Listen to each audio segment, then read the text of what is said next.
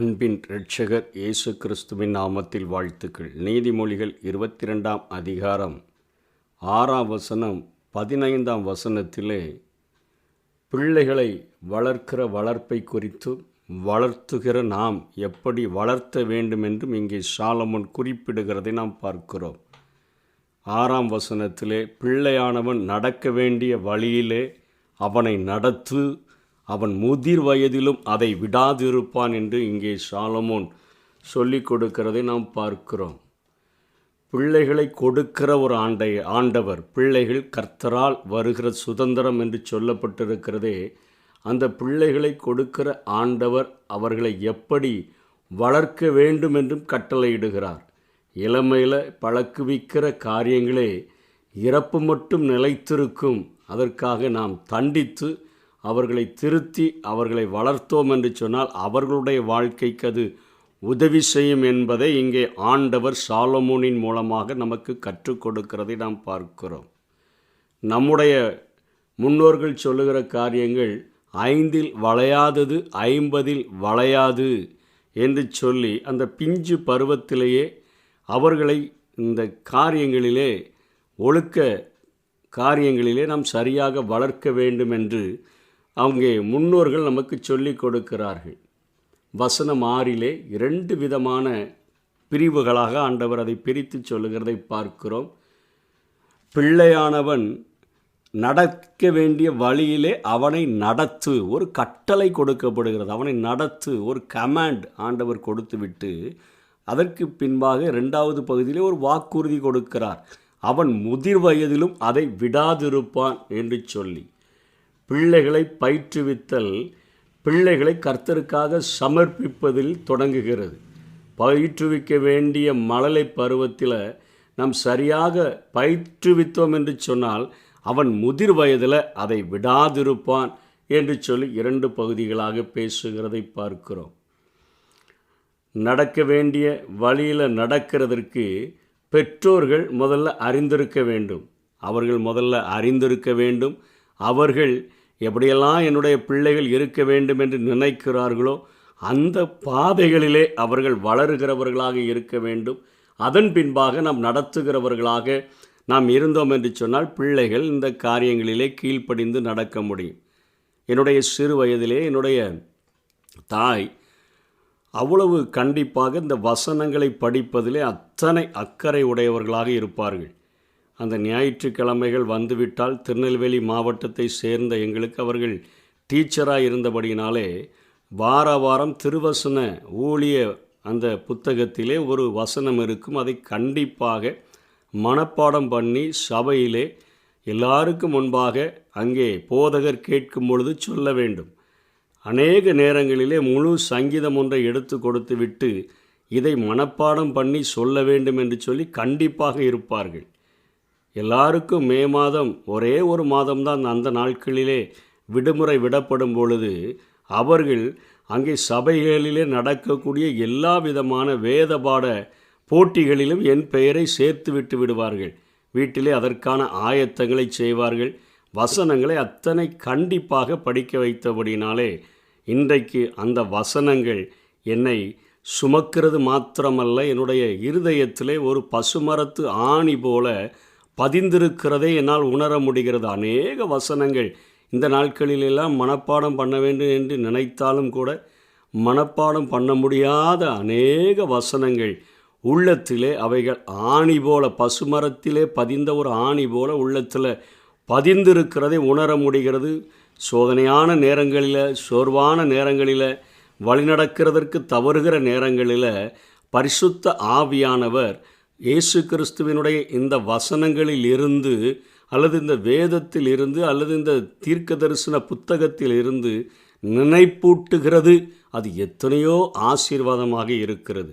இன்றைக்கு எத்தனையோ பெற்றோர்கள் இன்றைக்கு சமீபத்தில் நடந்த ஒரு சபையில் 400 வசனங்களை ஒரே டைமில் ஒப்புவித்தவர்கள், மனப்பாடம் பண்ணி ஒப்புவித்த குழந்தைகள், அதற்கு ட்ரைனிங் கொடுத்த பெற்றோர்களை பார்க்கும் பொழுது அத்தனை ஒரு பரவசமாக இருக்கிறது. ஏனென்று சொன்னால் இந்த வசனங்களை எந்த அளவுக்கு நாம் உட்கொள்ளுகிறோமோ அது நிச்சயமாக நம்முடைய வாழ்க்கையில் அது ஒரு மிகப்பெரிய ஒரு ஆசீர்வாதமாக ஆண்டவரோடு கூட நெருங்கி இருக்கிற ஆண்டவருடைய கரங்களினால் வழிநடத்தப்படுகிற அத்தனை காரியங்களுக்கு அது நம்மை வழிவகுக்கக்கூடியதாக இருக்கிறது. சிறு வயதில் பெற்றோர்கள் எந்த காரியங்களிலே படிக்க வேண்டும் என்று சொல்லி அவர்கள் கண்டித்தாலும் நிச்சயமாக முதலாக வேத வசனங்களை கற்றுக்கொள்ளுகிறதற்கு நாம் அவர்களுக்கு உதவி செய்தோம் என்று சொன்னால் அவர்கள் நிச்சயமாக முதிர் வயதில் அதை விடாதிருக்கிற ஒரு வாழ்க்கையை ஆண்டவர் அவர்களுக்கு கொடுப்பார் என்கிற வாக்குறுதியை நாம் பார்க்க முடிகிறது. இன்றைக்கி நம்ம நினச்சிடுறோம் பள்ளிக்கூடத்தில் தான் அங்கே நிறைய போதிக்க வேண்டிய புத்தகம் இருக்குது, அங்கே தான் கரும்பலகைகளுக்கு பிளாக் போர்டுக்கு பதிலாக இப்போ ஸ்மார்ட் போர்டெலாம் கொண்டு வந்துட்டாங்க, அதனால் அங்கே பயிற்றுவிப்பாங்க அப்படின்னு நினைக்கிறோம்.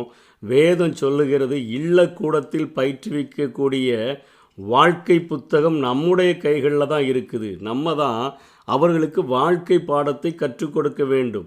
பெற்றோரின் வாழ்க்கை என்னும் புத்தகத்தை பார்த்து தான் இன்றைக்கு பிள்ளைகள் கற்றுக்கொள்ளுகிறார்கள். அதை முதிர் வயதிலும் அவர்கள் அதை விடாமல் இருப்பார்கள். நாம் ஜெபிக்கிறவர்களாக, நாம் ஆண்டவருடைய சத்தத்துக்கு கீழ்ப்படுகிறவர்களாக, நாம் வேதத்தை தியானிக்கிறவர்களாக இருந்தோம் என்று சொன்னால் நம்முடைய வாழ்க்கையை உள்வாங்குகிற பிள்ளைகள் நிச்சயமாக அவர்கள் இளவயதிலும் கை கொண்டு முதிர் வயதிலும் அதை விடாதிருப்பார்கள் என்கிறதை இங்கே சாலமோன் சொல்லிக் கொடுக்கிறதை பார்க்கிறோம்.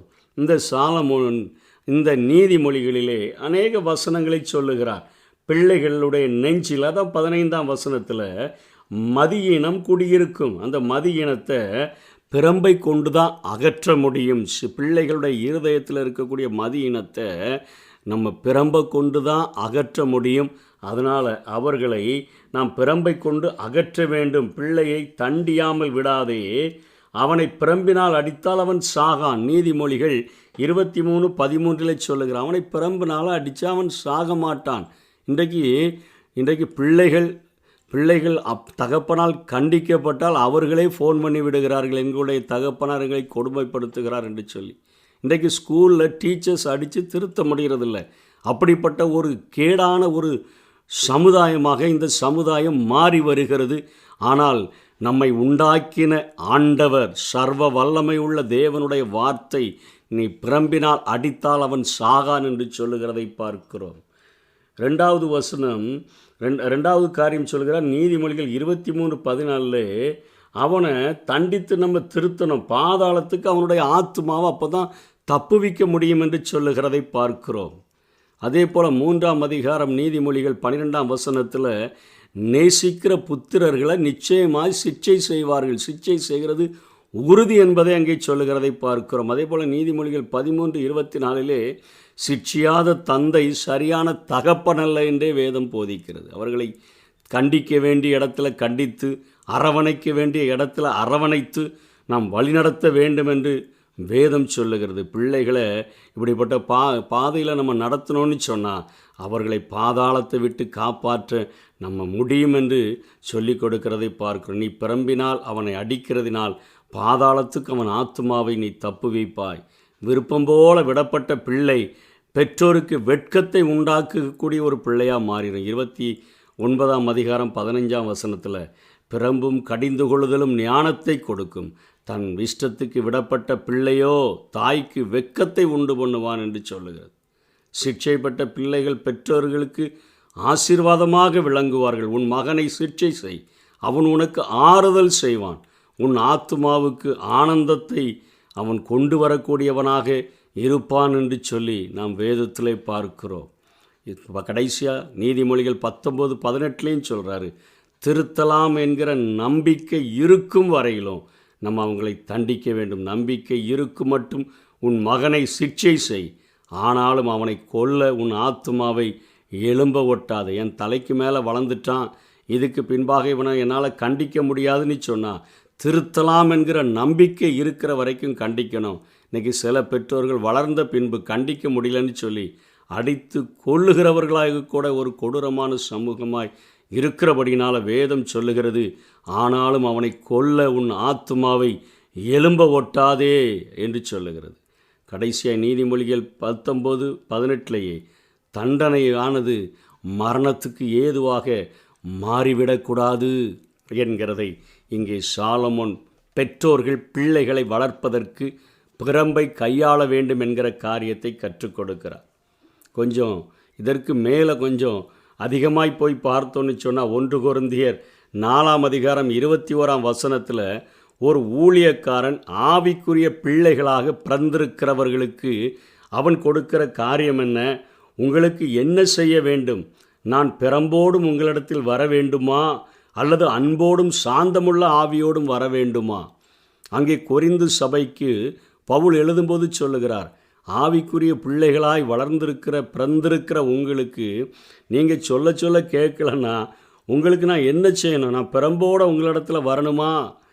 அந்த ஒரு ஆண்டவருக்குள்ளாக தேறி வளர வேண்டும் என்கிற காரியத்தில் பவுல் இத்தனை கடுமையாய் பேசுவார் என்று சொன்னால், பிள்ளைகள் கர்த்தரால் வருகிற சுதந்திரம், அவர்கள் நம்முடைய கைகளில் கொடுக்கப்பட்டிருக்கிற ஒரு ஈவு, அவர்களை ஆண்டவருக்கென்று வளர்த்து விடக்கூடிய ஒரு மிகப்பெரிய ஒரு பொறுப்பைத்தான் ஆண்டவர் நமக்கு தந்திருக்கிறார். எப்படி பார்வோனுடைய குமாரத்தி மோசேனுடைய தாயை பார்த்து இந்த பிள்ளையை எனக்காக வளர்த்திடு என்று சொன்னாலோ அதே கட்டளையைத்தான் ஆண்டவர் நமக்கும் கொடுக்கிறார். பிள்ளைகள் கர்த்தரால் வருகிற சுதந்திரம், அதை ஆண்டவருக்கென்று ஒரு அர்ப்பணிப்போடு கூட வளர்த்துகிற வேதத்தினுடைய சத்தத்திற்கு கீழ்ப்படிந்து வாழ்கிற ஒரு பிள்ளைகளாக வளர்த்தோம் என்று சொன்னால் அவர்களுடைய நாட்களிலே இந்த சமுதாயம் மிக பெரிய ஒரு ஆசீர்வாதத்தை கண்டடைய முடியும். அப்படிப்பட்ட கிருபைகளை தேவன் நமக்கு தந்தருள்வாராக.